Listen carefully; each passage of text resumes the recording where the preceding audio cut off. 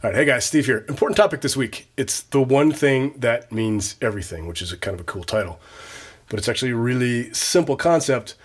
And to start it off, I'll start with a quick story. So I invented a product a few years back. I flew jets for a lot of years. It was great. It was really tough on my lower back, and I developed some really serious lower back problems. It was really hard for me to sit for any length of time and do work at a computer, for example. And there's also a bunch of other stand-up products out there that you could use to type while standing up, but those were all really terrible for your wrists. So my wife and I invented a product that we brought to market, engineered. You use it every day to this day, and it lets you stand up and it lets you work at a computer without screwing your wrists over as well. Great product, absolutely life-changing for the people in our lives who use it. And so we built a business around it. And this is one of those things where, maybe this has happened to you, where the idea of it was so much more fun than the doing of it actually was. In other words, this was a great product in a great market, really well positioned, but I hated the business. I just hated promoting it. I hated marketing it. I hated all the headaches that came with supply chain stuff and U.S. customs stuff and overseas suppliers. And the whole thing was just one headache after another. I mean, some people are cut out for these kinds of headaches, but I'm not one of those people. And so what happened is probably going to be no surprise to you. That business didn't go anywhere. And why didn't it go anywhere? Because I didn't take it anywhere. I didn't do what's necessary to make it successful. I just couldn't force myself to do the everyday work to make that business successful. In other words, I didn't have the love.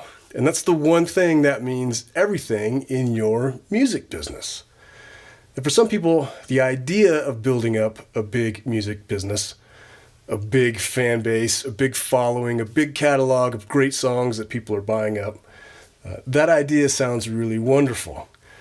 But the day-to-day in the trenches work, that's different. That's a different thing.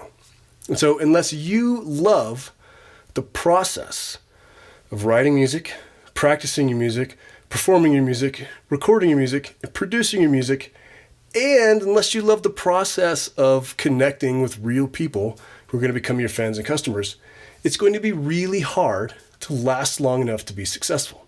And the reason is, this ain't like holding down a 9-to-5 job.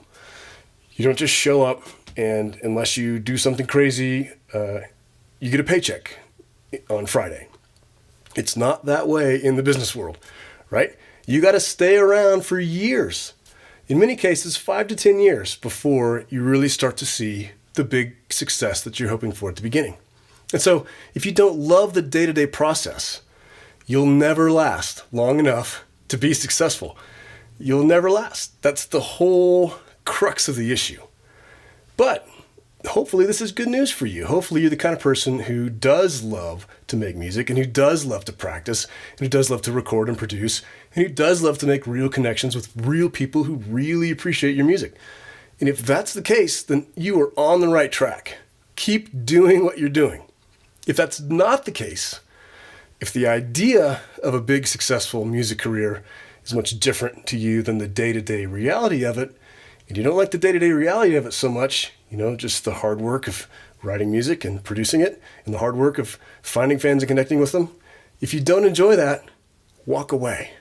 There's no shame in admitting that this is not for you. In fact, there's a lot of honor in it, and there's a lot of wisdom in it.